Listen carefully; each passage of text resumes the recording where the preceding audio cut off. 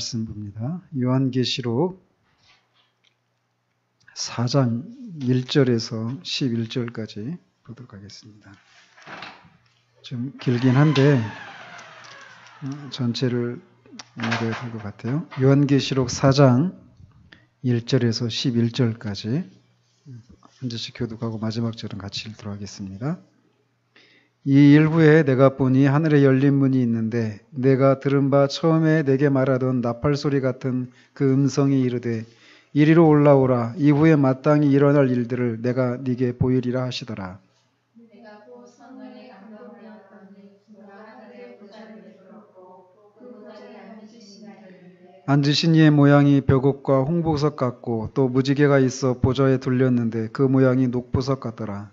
또 보좌에 둘러 24보좌들이 있고 그 보좌들 위에 24장로들이 흰 옷을 입고 머리에 금관을 쓰고 앉았더라. 보좌로부터 번개와 음성과 우레소리가 나고 보좌 앞에 켠 등불 7이 있으니 이는 하나님의 7 영이라. 보좌 앞에 수정과 같은 유리 바다가 있고 보좌 가운데와 보좌 주위에 네 생물이 있는데 앞뒤에 영들이 가득하더라. 그 첫째 생물은 사자 같고 그 둘째 생물은 송아지 같고 그 셋째 생물은 얼굴이 사람 같고 그 넷째 생물은 날아가는 독수리 같은데 네 생물은 각각 6날개를 가졌고 그 안과 주위에는 눈들이 가득하더라. 그들이 밤낮 쉬지 않고 이르기를 거룩하다 거룩하다 거룩하다 주 하나님 곧 보존하시며 전에도 계셨고 이제도 계시고 참으시리시니라. 그 생물이 보좌에 앉으사 세세토록 살아계시는 이에게 영광과 존귀와 감사를 돌릴 때에 24장로들이 보좌에 앉으신 이한테 엎드려 세세토록 살아계신 이에게 경배하고 자기의 하나님을 자들을 드리며 이르되 우리 주 하나님이여 영광과 존귀와 권능을 받으시는 것이 합당하오니 주께서 만물을 지으신지라 만물이 주의 뜻대로 있었고 또 지으심을 받았나이다 하더라. 아멘. 지난주에는 요한계시록 해석에 대한 세 주요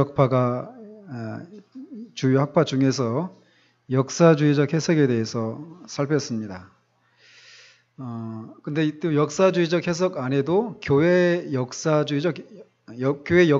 역사주의적 해석, 또 연속적 역사주의적 해석, 영적 역사주의적 해석 이렇게 또 세 분파로 나눈다고 그랬죠. 근데 이제 그 각각을 비평을 했는데 결론적으로는 요한계시록은 예수 그리스도의 교회가 겪는 삶과 싸움과 최후의 승리에 대한 영적 원리를 제시해주는 책이다 라고 하는 그런 견해. 이게 어떤 견해죠? 영적 역사주의적 견해. 이거를 이제 이런 결론에 도달하게 된다라고 하는 것을 이렇게 살폈습니다. 그래서 계시록이라고 하는 것은 어떤 정확한 역사적인 그 세부 사항들, 어떤 사람과 어떤 사건에 대해서 이렇게 말해주는 것이라기보다는 교회가 직면하고 있는 또는 앞으로 또 직면하게 될 싸움에 대해서 말해주고 그런 싸움에서 궁극적으로는 교회가 승리한다. 왜? 교회 안에 계신 그리스도를 인해서. 그래서 그런 것을 말해준 것을 통해서 고난 가운데 직면하고 있는 교회를 위로하고 격려하기 위해서 쓴 책이다라고 이렇게 말씀을 드렸습니다. 그러면서 이제 그 요한계시록을 크게 7부분으로 나눌 수 있다 이렇게 말씀을 드렸죠. 1장에서 3장, 4장에서 7장, 그죠? 3, 4, 4, 2, 3, 3 이렇게 되어 있거든요. 그러니까 3, 4, 4, 2, 3, 4, 4, 2, 3, 3, 3 이렇게 7부분으로 나눠졌습니다. 총 이게 22장이거든요. 요한계시록이. 근데 요한계시록이 3, 7이 21이니까 7부분이니까 이제 이 3장씩인데 대부분 두 부분에서는 4장 이제 되어 있고 어떤 부분은 2장으로 이렇게 구성되어 있는 부분이 있다라고 말씀을 드렸어요. 그래서 그것들은 이제 계략적으로 우리가 살펴보았습니다. 그래서 그 각 부분에서 이렇게 반복되어져서 나타나는 그런 요소들이 있다고 그랬죠. 항상 교회 중심에 그리스도가 계시고 그 교회를 핍박하는 외부의 그런 적대 세력들이 있고 또 그런 속에서 교회가 직면하는 그런 고난 있다고 그랬죠. 근데 최후 심판이 있다 항상. 그리고 심판의 주가 그리스도이시고 그리스도가 심판하시는데 그때마다 이제 구속받은 자들과 멸망받을 자들의 그런 현격한 분리 이런 것이 이제 계속 그 7군데에서 계속 반복되어서 나타난다. 이런 것을 이렇게 말씀을 드렸습니다. 자, 그래서 이제 오늘은 구속받은 자들의 고난과 안전 이제 이렇게 해서 조금 더 세부적으로 그 7부분을 조금 더 세부적으로 좀 살펴보는 방식으로 진행을 합니다. 그래서 이제 전 지난주에 한번 요한계시록 한번 전체 한번 싹 한번 다시 한번 읽었거든요. 근데 막 읽으면서 얼마나 마음이 막 이렇게 좋은지 몰라요. 여기서 우리가 막 찬양 이렇게 지났잖아요. 2번 찬양이 나왔잖아요. 여기서 4장에서 24장로하고 내 생물하고 이제 5장에 보면은 천군 천사들 그다음에 온 피조물들의 찬양 이런 게 계속 등장하는데 그 찬양을 막 하는데 막 제 안에서도 막 찬양이 막 터져 나오더라고요. 그러면 읽으면서 기도하고 막 하면서 이제 그렇게 읽었는데 한번 꼭 이 요한계시록을 한번 쭉 한번 읽어보시기 바랍니다. 그래서 오늘 내일 그 다음 주까지 해서 이제 한번 전체적으로 개략적으로 한번 살필 건데 거기서 말하는 내용들을 우리가 숙지하면서 이렇게 읽어보면은 요한계시록이 새롭게 다가올 거예요. 그래서 이제 보시면은 이 요한계시록이 이렇게 7부분으로 나눌 수 있는데 거기 보면은 항상 이렇게 병행구절이 있다라고 하는 것을 볼 수 있습니다. 병행구절이 뭐냐면 똑같은 사건을 말하는 거죠. 그러니까 마태복음 같은 경우에도 그 복음서에 보면은 똑같은 사건이 여러 군데 나오잖아요. 뭐 그 오병이의 사건 14, 6, 9, 6 해서 마태복음 14장, 마가복음 6장, 그 누가복음 9장, 요한복음 6장 이렇게 나오거든요. 이제 옛날에 시험 볼 때 그 다 외웠어요. 막 14, 6, 9, 6. 그래서 이제 오병이어는 이렇게 나오고 막 그런 식으로 이 똑같은 사건을 다른 각도에서 보는 그런 게 있거든요. 그런 걸 이제 병행구절이라고 하는데 요한계시록에도 보면은 그런 병행구가 존재한다라고 하는 것을 우리가 알 수 있다라는 것입니다. 그래서 이런 요소들 그리고 그런 요소들이 병행구가 있는가 하면 계속해서 반복되는 것들이 있다라는 거예요. 그래서 예를 들면 시간을 나타내는 그런 동일한 상징들이 몇 부분에서 이렇게 반복돼서 나타납니다. 지난주에도 제가 이렇게 말씀을 드렸었는데, 그럼 8장에서 11장, 이제 세 번째 부분이죠. 거기하고 또 12장부터 14장, 여기도 보면은, 똑같은 기간인데 다르게 표현하고 있는 것들이 나온단 말이에요. 그러면 42달, 11장에는 42달 이렇게 나오고, 11장 2절에 보면, 또 3절에 보면 1260일이 나옵니다. 근데 이 1260일이나 42달이나 똑같아요. 1260일 날짜로 계산해 보면. 그리고 12장 6절에 보면은 1260일이 또 나옵니다. 그리고 14절에 보면은 이거를 한 때와 두 때와 반 때. 그러니까 이게 세 때 반이거든요. 그러니까 한 때가 1년을 가리키는 거고, 그래서 3년 반이라고 하는 이런 말이 나온단 말이죠. 42달이나 3년 반이나 1260일 이런 것이 다 똑같은 개념이에요. 근데 이런 것들이 11장, 12장, 13장, 14장 이런 데서 계속 반복돼서 나타난다라는 것입니다. 반복이라는 얘기는 뭐냐면 이게 연속적 역사주의적 견해처럼 이때 그 앞에 나오는 그 42달하고 또 뒷부분에 나오는 그 똑같은 기간하고 다른 사건을 가리키는 것이 아니라 같은 것을 가리킨다라는 거예요. 아시겠죠? 또 장차 있을 그런 전쟁에 대해서도 반복이 나타납니다. 16장 4절, 19장 19절, 20장 8절 이렇게 보면은 배경은 다르지만 세 번에 걸쳐서 같은 전쟁을 언급하고 있어요. 그러니까 다른 전쟁이 아니라는 거죠. 그래서 1차 대전, 2차 대전, 3차 대전 이런 게 아니라 주님이 오시기 전에 있는 그런 큰 전쟁을 이제 다른 각도에서 말하는데 같은 사건을 말한다라는 것이죠. 또 이제 반복되는 것이 뭐냐면 8장, 9장에 보면은 나팔, 7 나팔을 부는 사건이 나오거든요. 그리고 16장에 보면 대접, 7대접이 쏟아지는 그런 재앙이 나옵니다. 근데 그 두 부분이 똑같은 내용들이 반복이 되어져요. 그래서 첫 번째 나팔에서 땅에 재앙이 이제 임하는 게 나타나는데 첫 번째 대접에서도 땅에 대한 것이 언급이 되고 두 번째 나팔과 바다에서도 보면은 두 번째 그 나팔과 두 번째 대접에서 보면은 첫 번째는 땅이었죠. 두 번째에서는 바다에 재앙이 나타나는 것을 이렇게 언급하고 있고 세 번째에서는 강과 샘 여기에 이제 재앙이 임한다라는 것이 언급이 됐다라는 것이죠. 그리고 네 번째 나팔과 대접에서는 해에 이상이 나타난다. 그리고 다섯 번째 나팔과 대접에서는 짐승의 보좌가 등장하고 마지막 여섯 번째 나팔과 대접에서는 유브라데 강이 이렇게 나옵니다. 그래서 이런 것들이 계속 이렇게 이런 모습들, 똑같은 사건들이 반복돼서 나타나는 것을 통해서 우리가 어떤 걸 알 수 있냐면 요한계시록은 이렇게 반복 혹은 대꾸의 원리가 있다라는 것이에요. 그리고 이거는 다른 사건이 계속 반복돼서 다른 사건이 나타나는 것이 아니라 같은 사건인데 이거를 진리의 어떤 특별하고 다양한 측면을 전달하기 위해서 동일한 사건을 다른 방식으로 바라보면서 이렇게 적어 놓은 것이라는 것이에요. 그러니까 아까 말씀드린 것처럼 복음서가 똑같은 사건이지만 마태는 왕으로 오신 그리스도에 대해서 얘기하거든요. 근데 그 왕이신 그리스도가 똑같은 사건에 어떻게 임했는가 이거를 얘기해 주려고 같은 사건이 반복해서 기록하고 있단 말이죠. 마가는 종으로 오신 예수님, 큰 주제가. 그리고 그 종으로 오신 예수님이 오병이어의 기적 속에서 어떻게 나타나는가. 누가는 인간으로 오신, 사람의 아들로 오신 그리스도, 인자로 오신 그리스도를 말해주거든요.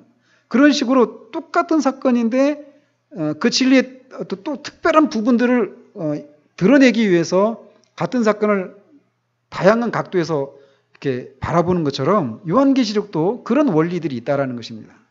근데 이걸 놓치고 이게 어떤 시간적으로 계속 연속적으로 나타나는 이런 사건이다 이렇게 해석을 하면은 이제 어떤 그 역사적인 어떤 사건들과 인물들을 거기에 나오는 그런 것과 일치시키려 하면서 오류에 빠지는 일들이 있다라는 것이에요. 그래서 우리가 이것을 이런 반복과 대꾸의 원리가 있고 그 똑같은 것을 어떤 똑같은 사건을 어떤 특별하고 다양한 측면을 전달하기 위해서 다른 방식으로 바라보는 이런 원리가 요한계시록에 있다라는 것을 염두에 두고 읽어야 된다라고 이렇게 말씀을 드릴 수 있습니다. 근데 왜 이제 그 대꾸법 이런 것이 예언서에 흔히 사용되었습니다. 요한계시록뿐만 아니라 예언서들, 선지서들 있잖아요. 거기서 보면은 이런 대꾸법이 종종 사용이 되었단 말이죠. 그래서 다니엘 선지서에 이렇게 보면은 다니엘서 2장에 보면은 머리와 가슴, 팔 등의 여러 부분으로 나누어지는 큰 형상에 대한 게 있어요. 그 느부갓네살이 꿈을 꿨잖아요. 그 꿈을 이제 다니엘이 해석해 주는데 그 머리와 가슴과 이 팔이 서로 재질이 다른 그 어떤 짐승의 형상에 대해서 얘기를 하거든요. 그것이 이 7장에 나오는 네 짐승과 똑같은 것에 대한 묘사라는 것이죠.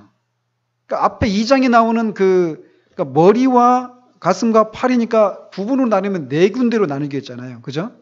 근데 그것이 그 7장에 나오는 네 짐승과 똑같은 것을 말해준다라는 것이에요.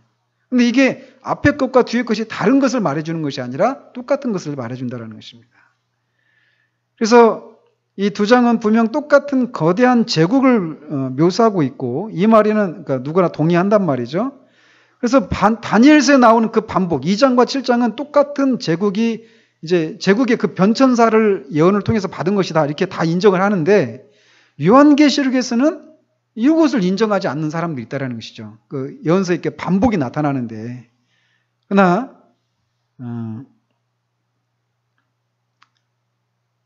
그런 예언서에는 항상 이렇게 대꾸법, 반복이 나타난다라고 하는 것을 염두에 둬야 된다는 것입니다. 그렇다면 왜 다니엘은 두 가지 묘사를 사용했을까? 왜 같은 것을 두 가지 다른 방법으로 이야기했을까? 이런 질문이 나올 수 있잖아요. 2장에서 한 말에 뭔가 덧붙여야 할 말이 7장이 있었기 때문에 같은 사건인데 거기다가 뭔가 더 덧붙이기 위해서 7장에서 같이 반복을 이렇게 해서 이렇게 기록을 했다라는 것입니다. 이것이 선지자들의 전형적인 방법이었다라는 것이에요. 그런 것처럼 요한계시록도 그런 요소들이 나타난다라는 것을 우리가 염두에 둬야 됩니다. 그래서 지난주에도 이제 말씀드린 것처럼 이 책은 7부분으로 나뉜다고 말씀을 드렸어요. 근데 7부분으로 이렇게 세분해서 나눌 수 있지만 이게 크게 나눈다라면 2부분으로 나눌 수 있다라고 말씀드릴 수 있습니다. 그래서 이 요한계시록 전체를 나누는 그 분기점이 되는 장이 어디냐면 12장이에요. 요한계시록 12장.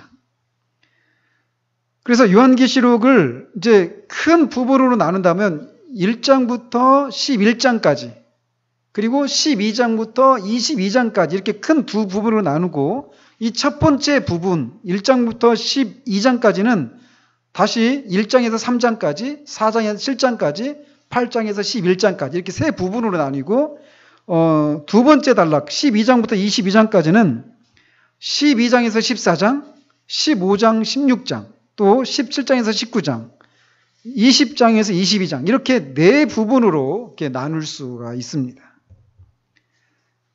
그래서 지난주에도 잠깐 언급을 해드렸지만 12장을 보면 기독교 시대에 처음으로 되돌아가게 만들고 있다는 것을 우리가 분명히 알 수 있다는 것이에요. 기독교 시대의 처음이 어떤 사건이죠? 성육신 사건입니다. 성육신. 그래서 그 12장은 우리 주님께서 이제 거기에 아들로 이렇게 묘사되어 있는데 그 주님이 탄생하시는 그 과정을 이렇게 묘사하고 있어요. 근데 이렇게 주님이 성육신 하시기 전에 이 마귀가 그 아기를 죽이려고 하잖아요. 이런 것이 있었던 것처럼 우리가 복음서를 보면 헤롯이 그 2살 미만의 아이들을 죽였잖아요. 그러니까 예수님을 죽이려고 했잖아요. 그러니까 12장에 묘사된 이것이 역사적으로 성육신 사건 속에서 나타났던 이런 사건으로 이렇게 드러났다는 것을 우리가 알 수 있다는 것입니다. 그래서 여기 그 12장의 그 단락을 큰 두 단락으로 나눌 수 있는데 그 단락 구분의 분기점인 12장을 간략하게 살펴보면 거기 12장에 보면 그 예수님의 그 탄생과 그를 죽이려고 하는 마귀의 첫 번째 시도가 실패로 돌아가는 장면을 우리가 볼 수 있습니다. 그래서 그 아들은 하늘로 하나님과 그의 보좌 앞으로 올려져 갑니다. 12장에 보면. 그러니까 이거는 뭘 나타내겠습니까? 그 아들이 하나님 보좌 앞으로 올려진다. 이게 이렇게 나와 있으니까 이게 뭘 가리키겠어요? 그리스도께서 부활하셔서 승천하신다. 이 장면을 이렇게 말해주는 것이죠. 그래서 그와 관련해서 큰 전쟁이 있죠. 하늘에 큰 전쟁이 있었단 말이죠. 옛뱀 곧 마귀라고도 하고 사탄이라고도 하는 큰 용이 쫓겨납니다. 이것에 대해서 요한복음 12장 31절에서 이제 이 세상에 대한 심판이 이르렀으니 이 세상의 임금이 쫓겨나리라 이렇게 말씀하시는데 그 일이 실제로 일어났죠. 어떤 것을 통해서? 이 세상 임금이 쫓겨났어요. 어디에서? 어떤 사건을 통해서? 십자가에서. 그죠? 십자가에서 주님이 그들의 권세를 무력화시키잖아요. 그죠? 그 장면을 이렇게 보죠. 그리고 나서 그 아들이 하늘로 올려졌단 말이에요. 부활하고 승천하셨다. 이 장면이 나오게 됩니다. 근데 하늘에서 쫓겨났던 사탄이 이제 땅으로 쫓겨나는데, 무슨 일을 하느냐면, 이 쫓겨난 마귀가 여자와 여자의 남은 자손에게 그의 원한과 분노를 돌린다라고 기록이 되어져 있어요. 여기서 남은 자손이 뭘까요? 누구를 가리킬까요? 여자의 남은 자손. 결국 교회를 가리키는 거예요. 교회. 그러니까 그리스도인들이에요. 그리스도인들. 그래서 이 마귀가 교회를 핍박한다라는 것입니다. 이런 것들이. 그게 12장에서 말하고 있는 거예요. 그래서 이 12장은 우리를 이렇게 기독교 시대에 처음으로 돌아가서 이 기독교 이 12장 전과 12장 이후 이게 두 부분으로 이렇게 나뉘는 단락을 구분짓는 이 분기점이 12장이라는 것입니다. 그래서 요한계시록을 해석하기 위해서는 이 첫 번째 단락과 두 번째 단락의 차이를 인지하는 것이 굉장히 중요합니다. 그래서 이 첫 번째 부분은 1장에서 11장까지 여기 부분은 그리스도와 그의 교회가 인간 세상에 대항해서 싸우는 기사가 나옵니다. 근데 그러니까 싸우는 것이 교회가 이 교회 대적자들과 싸우는 이런 모습이 1장에서 12장까지 나오고 12장부터 그 마지막 장까지는 그러니까 1장에서 11장까지는 그러니까 12장부터 마지막까지는 싸우는 게 안 나오느냐? 아니에요. 싸우는 게 나옵니다. 근데 다 첫 번째 단락과 두 번째 단락에서 다 교회가 싸우는 장면들이 다 나오는데 대상이 다르게 묘사되어 있단 말이에요. 뭐냐면 1장에서 11장까지는 교회가 인간 세상에 대항해서 싸우는 장면이 나와요. 근데 12장 이후부터는 그 인간 세상 배후에 있는 사탄, 악한 권세들에 대항해서 싸우는 장면들이 이제 나오게 된다는 것입니다. 그래서 불신자들의 배후에 마귀가 있어요. 마귀가 있다라고 하는 것을 12장 이후부터는 이렇게 명백하게 드러내고 있는데 그 앞에 부분에서 말하고 있지 않단 말이죠. 이런 차이가 있습니다. 그래서 교회가 보이는 유대인들이나 로마 제국이나 이런 어떤 핍박을 받는데 사람으로부터 불신자들로부터 핍박을 받고 있지만 그 배후에 악한 마귀가 있다라고 하는 것을 12장 이후부터는 보여주고 있단 말이에요. 그래서 두 번째 부분은 첫째 부분과 똑같은 역사를 다루고 있지만 더 깊은 차원의 투쟁을 보여주고 있다는 것입니다. 그래서 같은 투쟁이지만 첫 번째 부분은 단지 사람들 사이의 싸움으로 나타나는 반면 두 번째 부분에서는 통치자들과 권세들과 이 어둠의 세상 주관자들과 하늘에 있는 악의 영들에 대한 싸움으로 나타난다라는 것입니다. 그러니까 우리가 이 사람들과의 관계 속에서 우리가 어떤 핍박을 받고 교회가 어떤 박해를 받고 하는 모습들이 나타나잖아요. 근데 그 배후에는 누가 있느냐? 악한 마귀가 있다. 이거를 말해주고 있단 말이죠.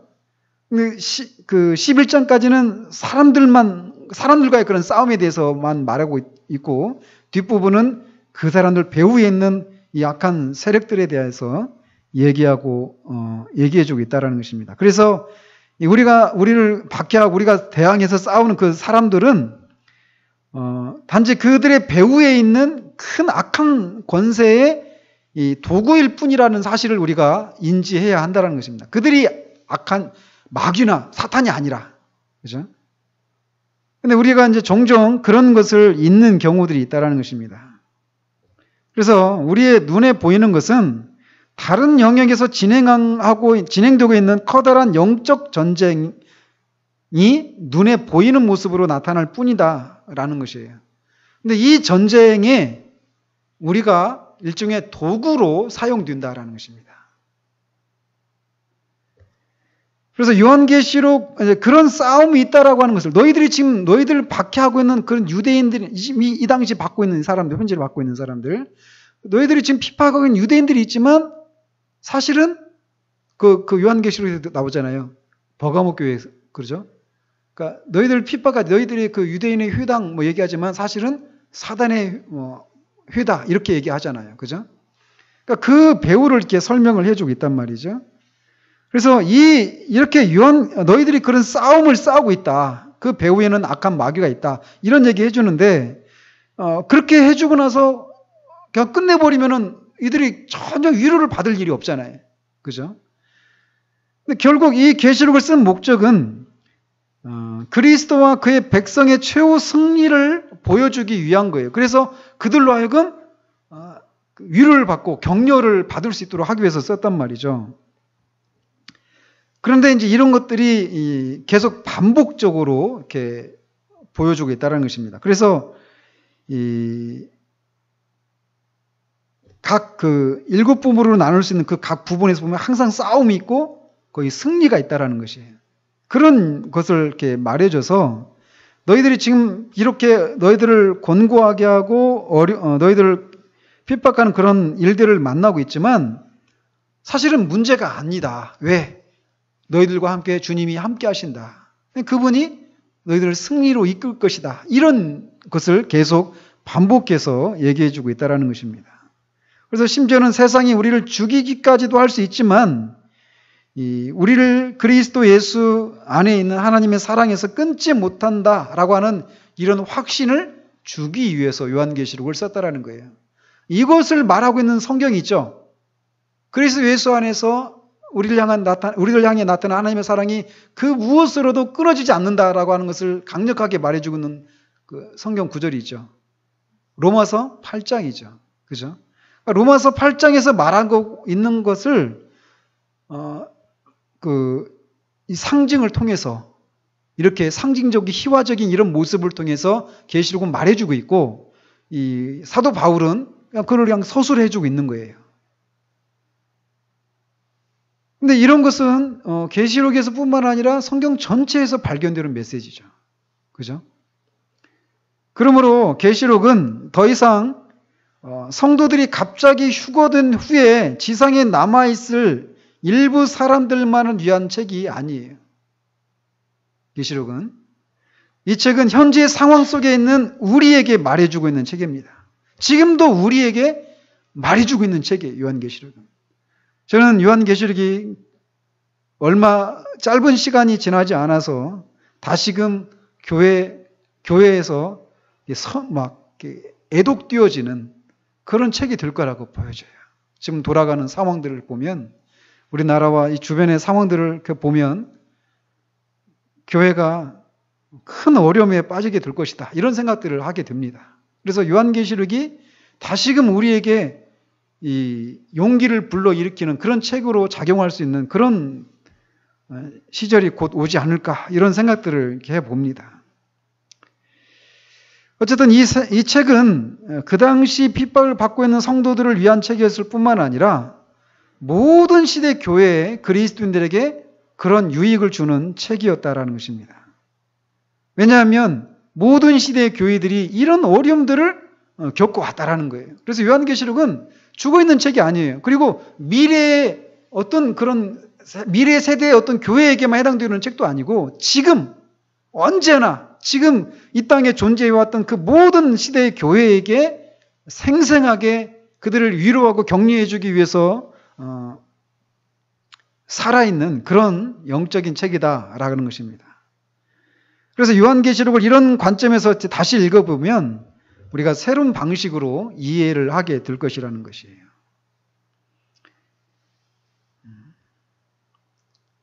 자, 이런 내용들을 이제 우리가 이제 숙지를 하면서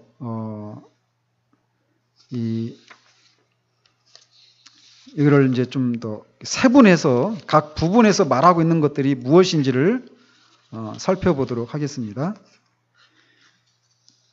먼저 1장에서 3장까지의 내용입니다. 1장에서 3장까지 내용을 이렇게 분석해 보면 지난주에 제가 이미 한번 다 맛보기를 한번 이렇게 말씀을 드린 부분들이에요. 거기 보면은 7교회가 나오잖아요. 그래서 7교회는 실제로 존재했던 특정한 교회를 가리킵니까? 그것도 가리키죠. 그죠? 가리키지만 그것으로 끝나는 건 아니에요. 그죠? 그러니까 이중적인 목적이 있는 거예요. 그 당시 실제로 이런 교회들이 있었거든요. 그래서 실제로 그 교회들을 향해서 말씀하시는 그런 것도 있었어요. 그렇지만 이 7교회는 그때 있었던 교회의 상황만을 말해주는 것이 아니라 초림부터 재림까지 주님이 다시 오실 때까지 있는 그 모든 교회의 상태에 대한 묘사라는 것입니다. 근데 이거를 그 미래주의자들은 이렇게 해석을 했잖아요. 7교회가 순차적으로 처음 시대는 에베소 교회 시대. 그 다음에 한 몇 세기 동안은 뭐 서문학 교회 시대. 이런 식으로 교회가 역사적으로 이렇게 쭉 이런 식으로 교회가 발전해 간다. 이렇게 변화되어져 간다. 이런 관점을 취했잖아요. 그래서 지금은 어느 교회 시대쯤 해당된다고 그들은 이렇게 믿었죠? 라오디게아 교회 시대에 해당된다. 뭐 4대 교회는 종교개혁 시대 때는 4대 교회 그 시대였고 이런 식으로 해석을 하는데 그런 건 아니란 말이에요. 그런 것이 아니죠. 그래서 초림부터 재림까지 기독교교회 전체 상태에 대한 기사가 나와 있는 것이라고 우리가 생각해야 되는 거예요. 왜? 7이라고 하는 숫자는 완전수이기 때문에 7교회는 이런 식으로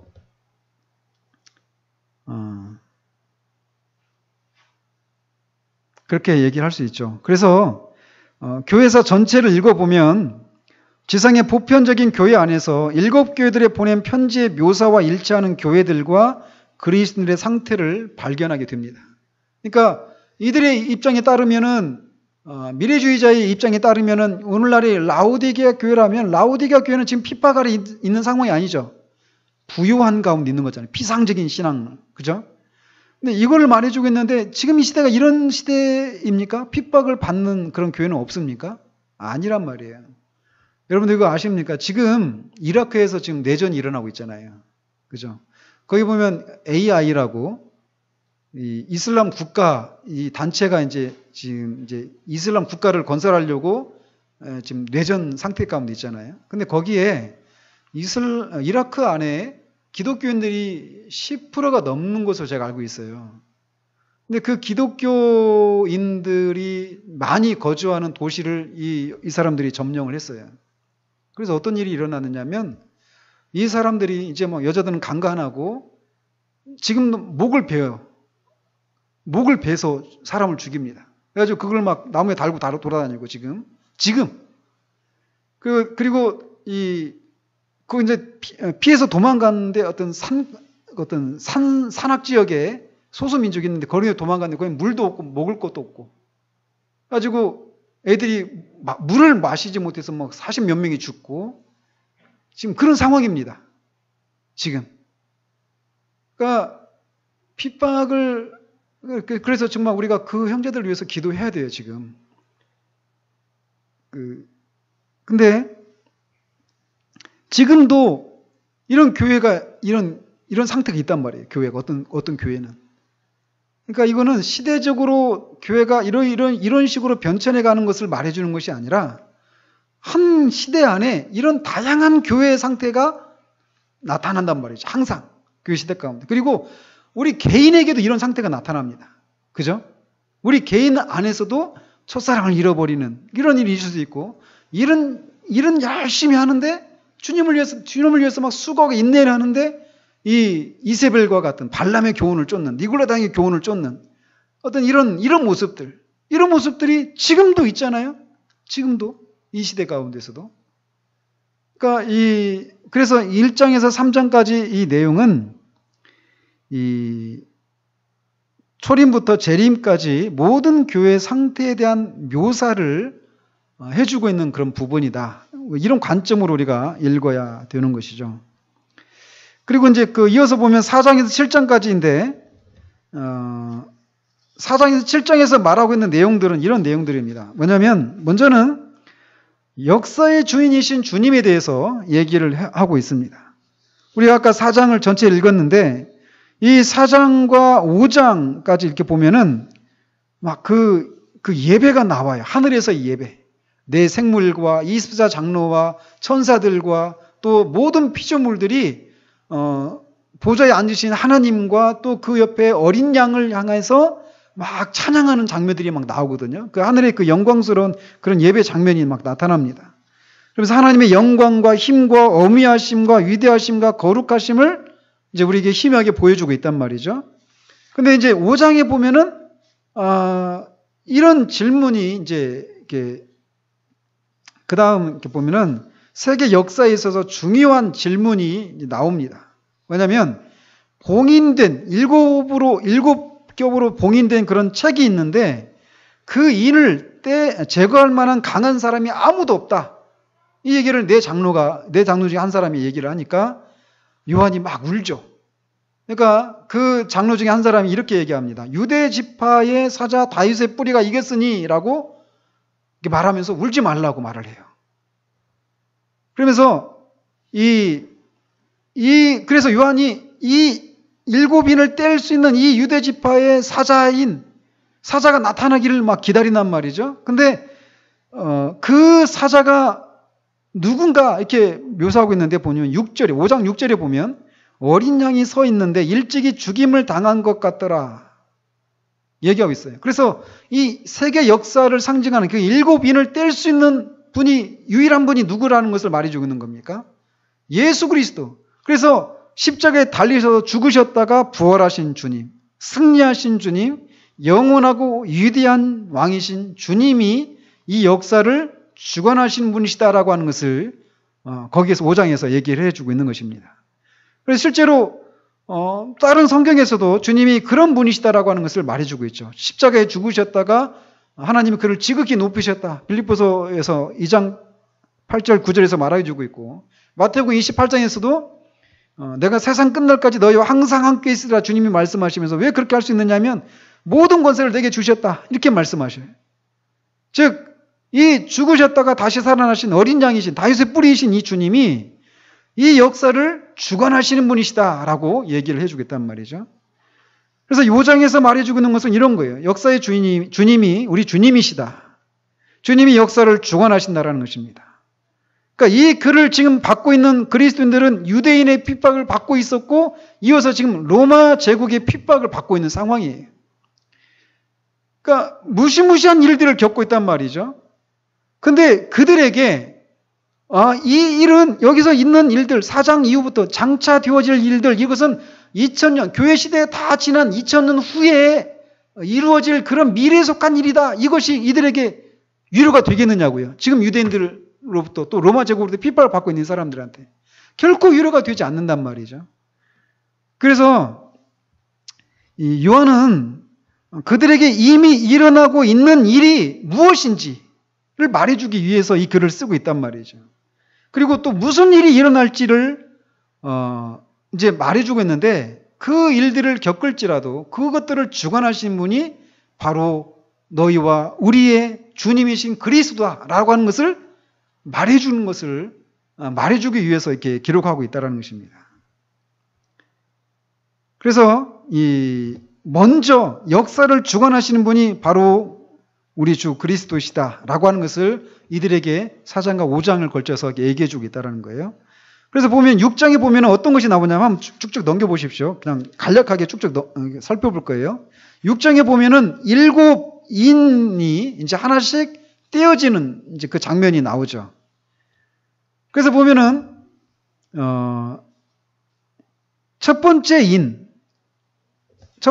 떼질 때 어떤 게 있습니까?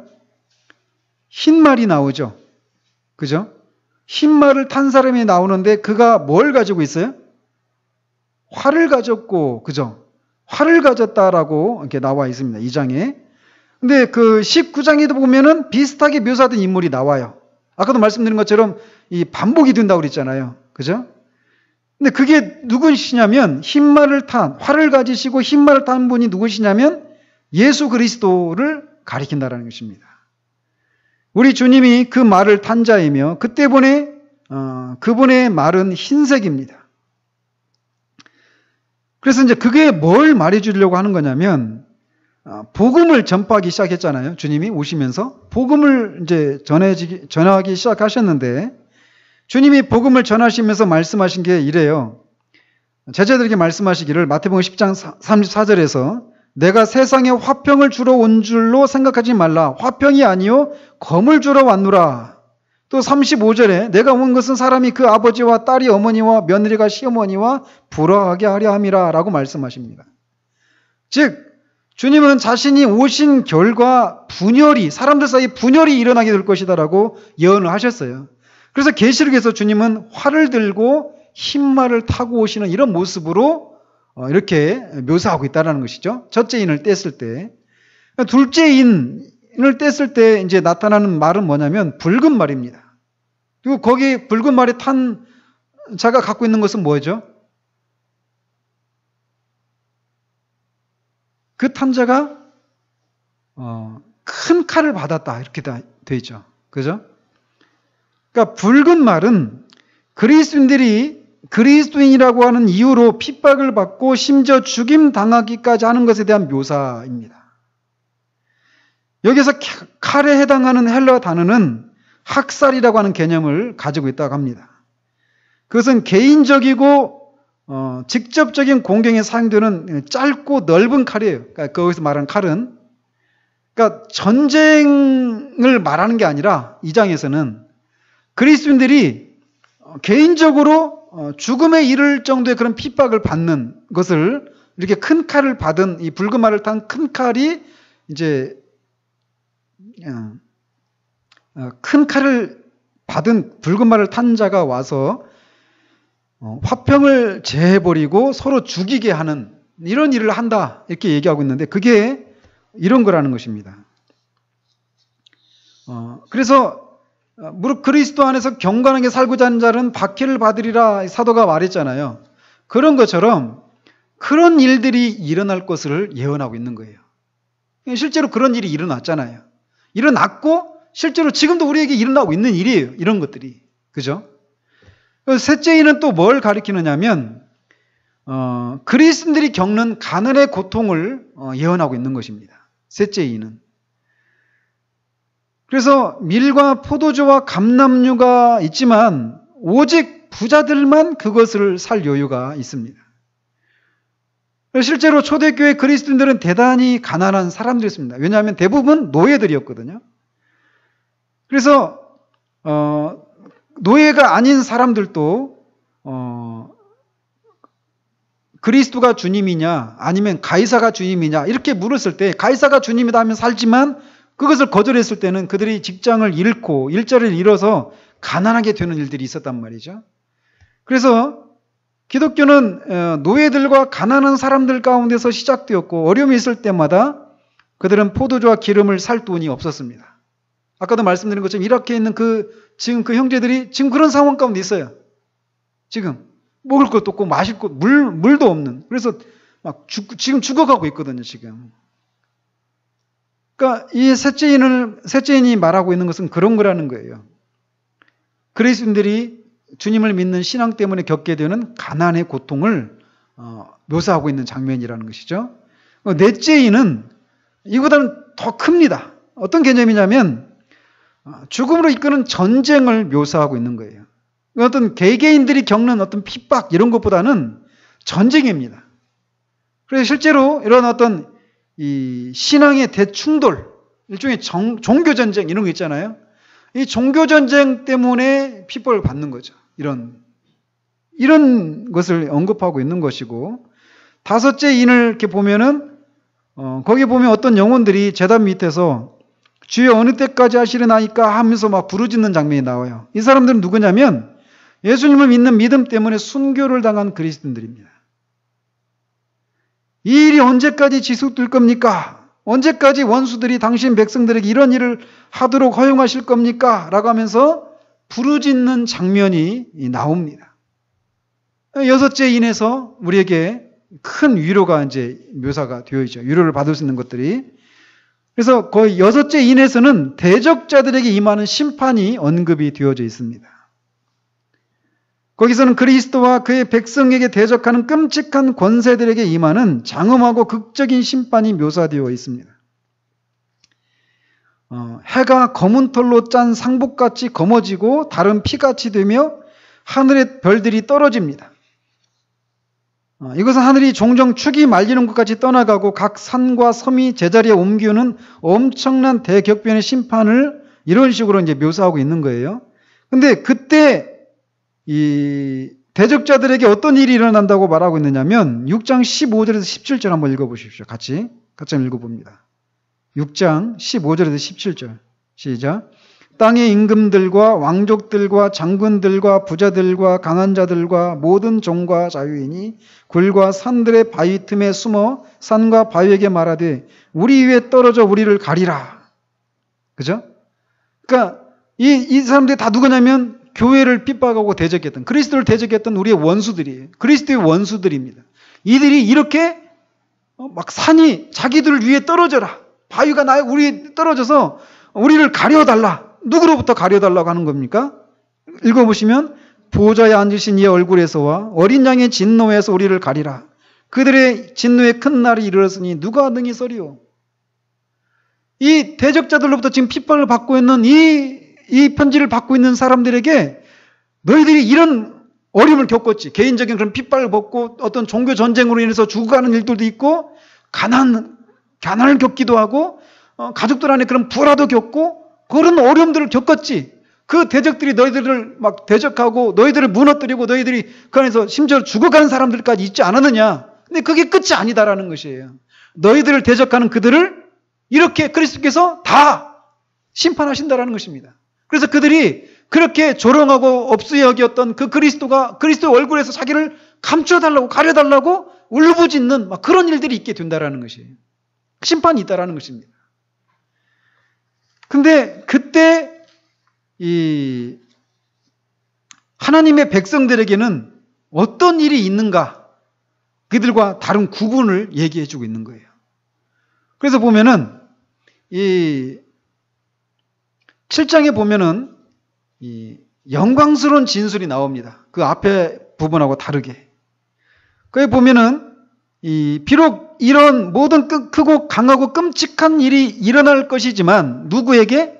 대적자들에게 그런 일들이 일어날 것이지만 하나님은 자기 백성을 아신다라고 하는 놀라운 확신이 나와 있습니다. 그래서 일곱 죄인이 떼어지기 전에 우리는 이런 말씀을 보는 거예요. 7장 1절에서 3절 한번 같이 읽습니다. 7장 1절에서 3절 시작. 이 일 후에 내가 내 천사가 땅 내 모퉁이에 선 것을 보니 땅의 사방의 바람을 붙잡아 바람으로 하여금 땅에나 바다에나 각종 나무에 불지 못하게 하더라. 또 봄에 다른 천사가 살아계신 하나님의 인을 가지고 해 돋는 데로부터 올라와서 땅과 바다를 해롭게 할 권세를 받은 네 천사를 향하여 큰 소리로 외쳐 이르되 우리가 우리 하나님의 종들의 이마에 인치기까지 땅이나 바다나 나무들을 해하지 말라 하더라. 일곱 죄인이 떼지기 전에 이 네 천사를 보내셔서 사방 땅 끝에 가서 이제 재앙을 막 쏟아 붓기 전에 어떤 일을 먼저 하시느냐면 하나님의 백성들의 이마에 인을 치는 거예요. 그러니까 유월절 어린 양의 피를 바른 그 문을 죽음의 천사가 넘어가는 것처럼 그 이마에 인을 받은 사람들은 이 재앙으로부터 건짐을 받는, 그래서 그 큰 심판이 있기 전에 하나님의 백성들을 그 심판으로부터 구별하는 일들이 있다라고 얘기해 주겠다라는 거예요. 그러니까 이렇게 막 이런 큰 환란이 임하는데 우리도 거기 같이 도매꿈으로 같이 섞여가지고 다 죽어가는 거 아닙니까? 염려하지 말라라는 거예요. 그 대적자들과 하나님의 백성들 사이에 구분이 있다 얘기해 주는 거예요. 다시 말해서 이 마지막 심판이 세상에 임하기 전에 모든 그리스도인의 머리에 인이 쳐지고 하나님의 백성은 안전하게 지켜질 것이라는 거예요. 그러면 그 그리스도인의 수는 얼마나 되는가? 그 인침을 받은 사람의 수는 4절 한번 보십시다. 같이 읽읍시다. 시작. 내가 인침을 받은 자의 수를 들으니 이스라엘 자손의 각 지파 중에서 인침을 받은 자들이 14만 4천이니 이 14만 4천이 이스라엘 자손의 각 지파 중에서 인침을 받은 자들이 14만 4천이다 라고 하는 이것이 문자 그대로 이스라엘 사람들을 가리킨다 이런 주장이 있다라는 거예요. 그 미래주의자들은 그렇게 말하잖아요. 그죠? 근데 이게 아니라는 것입니다. 만약에 4절이 문자적인 이스라엘에 대한 묘사라고 생각한다면 9절의 말들과 충돌이 일어나는 거예요. 9절 한번 읽어보십시오. 시작. 이 일 후에 내가 보니 각 나라와 족속과 백성과 방언에서 아무도 능히 셀 수 없는 큰 무리가 나와 흰 옷을 입고 손에 종려 가지를 들고 보좌 앞과 어린 양 앞에 서서. 여기서 보면은 각 나라와 족속과 백성과 방언에서, 그러니까 이스라엘에서만 나오는 게 아니라 다른 이스라엘 이외의 다른 족속, 다른 나라, 다른 백성, 이스라엘 언어를 쓰지 않는 다른 방언에서도 사람들이 구원받은 자들이 나온다라는 거예요. 근데 그 숫자가 아무도 능히 셀 수 없는 큰 무리다. 14만 4천이라고 명시하고 있지 않습니다. 그러니까 그 앞에 있는 14만 4천이 순수한 이스라엘 사람들의 그 14만 4천을 말한다. 이거 아니라는 것이죠. 그래서 이 14만 4천이 이제 의미하는 게 이제 뭐냐면, 저는 여기 있잖아요. 그래서 막 7장을 막 읽을 때 여기 있잖아요. 그 7장에서 우리가 방금 읽은 것처럼 그 흰옷을 입고, 큰 무리가 나와서 흰옷을 입고 손에 종려가지를 들고 보좌 앞과 어린 양 앞에 서서 큰 소리로 외쳐 이르되 구원하심이 보좌에 앉으신 우리 하나님과 어린 양의 기도다 하면서 막 찬양을 하잖아요. 저는 막 이때 막 그 상상을 합니다. 이 큰 무리 속에 맨 뒤에 저도 그 그리스도의 그 흰옷을 입고 이런 찬양에 같이 저도 동참하고 있는 저를 막 상상을 해요. 우리가 반드시 그렇게 될 거거든요. 그러니까 막 오히려 있잖아요. 제가 주님 앞에서 온전하지 못한 저의 모습을 인해서 이렇게 막 마음의 어림을 가질 때, 5절에도 말씀드린 것처럼 우리를 위해서 중보하시는 그 그리스도의 그 중보가 반드시 성공하실 것이기 때문에 결국 나도 이 흰물이 아무리 흠도 점도 티도 주름 잡힌 것도 없는 이 상태 가운데 서서 보좌에 앉으신 이와 그 어린 양에게 구원하심 있도다라 하면서 막 그 주님을 막 찬양하는 그 장면이, 그 일이 우리에게 일어날 것이다 라는 것입니다. 그러니까 막 이보지 여기 나오는 막 찬양들을 막 읽으면서 막 제 안에서 막 찬양이 막 터져 나오더라고요. 그래서 여기서 말하는 14만 4천 명이 누구를 가리키는가 간략하게 살펴보면, 결론적으로 말씀을 드리면 여기는 구약과 신약의 모든 성도들을 가리킨다라는 것입니다. 이스라엘 백성의 14만 4천 명이 아니라, 문자적인 그런 맥락이 아니라. 그래서 어떻게 해서 그렇게 이제 말할 수 있느냐면, 먼저 성경에서 이 숫자에 어떤 그런 의미들이 있습니다. 그래서 보면은 3이라고 하는 숫자가 있어요. 3. 3은 성부, 성자, 성령 하나님의 삼위일체를 나타내는 수입니다. 그리고 네 짐승이 나오잖아요. 네 짐승. 인사, 소독, 그렇죠? 사람의 모양과 사자의 모양과 소의 모양과 독수리의 모양. 이런 모양의 그 네 생물이 나오잖아요. 근데 거기 보면은 네 생명이 나오는, 네 짐승이 나오는데 거기 나오는 숫자, 이 4는 온 땅, 온 인류 전체를 나타냅니다. 3은 성부 하나님, 성삼위 하나님을 가리키고, 이 4라고 하는 숫자는 온 땅, 온 인류 전체를 가리킨다라는 것이에요. 그래서 3과 4를 곱하면 어떻게 됩니까? 3, 4, 12. 그죠? 그래서 10이라고 하는 숫자는 온 세상에 관심을 가지시는 성부, 성자, 성령 하나님을 나타냅니다. 그래서 이 구약에는 12지파가 있고 신약에는 12제자가 있죠. 그죠? 12사도가 있단 말이에요. 그래서 이 12의 12, 구약의 12지파와 신약의 12사도를 곱하면 12 곱하기 12 하면 144가 됩니다. 그죠? 또한 성경에서 10은 7처럼 완전수를 가리킵니다. 그래서 요한계시록을 이렇게 우리가 읽을 때 이런 숫자 개념을 유의해서 살펴보면 10이라고 하는 숫자는 언제나 어떤 전체, 완성을 나타내는 숫자라고 하는 것을 이렇게 알게 된다는 말이죠. 그래서 이런 완전수인 10의 세제곱, 10의 세제곱은 1000이죠. 그죠? 10의 세제곱인 1000은 10이 완전수니까 그거의 세제곱인 1000은 절대적인 완전함을 나타낸단 말이죠. 그래서 이 3 곱하기 4에서 12 나왔죠. 그래서 구약의 12과 신약의 12를 곱하면 144가 나온다 그랬죠. 그 10, 완전수인 10의 세제곱은 절대적인 완전함이란 말이에요. 그 144 곱하기 1000 하면 14만 4천이 되는 거예요. 여기 나오는 14만 4천이. 그래서 이 14만 4천은 이 모든 것의 최고점이라고 볼 수 있습니다. 그래서 그것이 가리키는 것은 뭐냐면 복되신 성삼위일체의 구원사역, 즉 구약시대와 신약시대의 성도들이 모두 함께 모인 온전함과 완전함을 의미합니다. 그러니까 그리스도의 중보 안에 해당되는 모든 신구약의 모든 구원받은 자들을 가리키는 거예요. 거기에 한 명도 예외가 없어요. 한 명도 거기서 낙오자가 없어요. 다시 말해서 7장에서 말하고 있는 건 뭐냐면 유대인이든 이방이든 하늘에서 영화롭게 된 모든 영혼에 대한 묘사이라는 것이에요. 7장에 나오는 게. 나라와 족속과 백성과 방언에 관계없이 그들은 다 그리스도의 백성입니다. 그들은 모두 구원받아 그리스도와 함께 있으며 그분의 거룩하신 임재 안에서 영원토록 지내게 될 거예요. 거기에서는 눈물도 없고 목마르지도 않고 줄이지도 않고 해나 아무 뜨거운 기운에 상하지도 아니하고 보좌 가운데 계신 어린 양이 그들의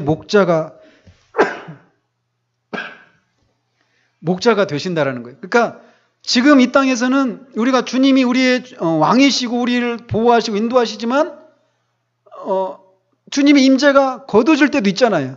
여러 가지 이유로. 그러나 그때는 그런 게 없다라는 거예요. 어떤 이유의 눈물도 없다라는 것이죠. 그날이 온다라는 거예요. 그 얘기를 누구한테 해주겠느냐? 지금 핍박을 받고 있는 거. 그래서 마치 이 상황이 계속될 것 같은 그런 것 때문에 낙심하고 있는, 두려워하고 있는 그 사람들에게 이걸 말해주고 있다는 것입니다. 이게 끝이 아니다. 이 역사를 주관하고 있는 분이 계시다. 너희들의 주님이 바로 그분이시다. 그분이 장차 오셔서 너희들의 대적들을 다 심판하실 것이다. 그러나 그 심판이 임하기 전에 너희들을 구별할 것이다. 너희들을 영원한 그 구원으로 인도하실 것이다. 결론이 뭐겠습니까? 힘을 내라는 거예요. 근데 이게 이 편지를 처음 받았던 사람들에게만 해당되는 것이 아니라 지금도 우리에게 해당되는 것이라는 거예요. 아도 권사님 막 그런 시어머님과 이 주변에 그런 것들 막 말씀하셨잖아요. 여기서 다 말하고 있는 거잖아요. 둘째 인을 뗐을 때 그 붉은 말을 탄 큰 칼을 가진 자가 나타났을 때 막 서로 화평이 깨지고, 그죠? 그런 일들이 일어난다는 거예요. 그리고 그게 계속 될 것 같죠? 아니라는 것입니다. 힘을 내라는 거예요. 지금도 주님은 우리에게 말씀하셔요. 그래서 요한계시록을 이제 7장까지 이제 살펴봤으니까 한번 집에 가셔서 7장까지 한번 쫙 한번 읽어보십시오. 막 마음에 우리의 막 용기가 일어날 거예요. 그 힘으로 우리가 또 한 주를 살아가기를 바랍니다. 기도하겠습니다. 하나님 아버지, 우리가 요한계시록을 살펴가고 있습니다. 많은 경건한 하나님의 사람들도 이 요한계시록을 어려워하고 또 잘 이해를 못해서 잘못 적용하고 심지어는 루터 같은 경우는 쓸데없는 책이라고까지 하는 그런 잘못을 범하게 됐던 책을 우리가 살펴가고 있습니다.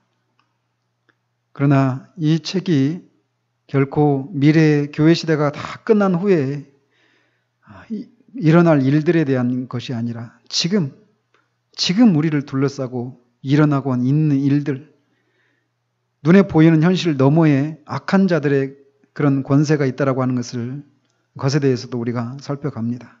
비록 지금 우리 눈에 보이는 현실은 주님의 뒤를 따르고 주님의 뜻대로 살아가려고 하는 우리들의 그것 때문에 이런저런 어려움과 때로는 고난을 겪기도 하겠지만 결국 주님께서 모든 것을 심판하시고 그 가운데서 당신의 백성들을 구분하시고 그들에게는 영광스러운 그런 상급을 허락하실 것이라고 하는 내용들을 우리가 살펴가고 있습니다.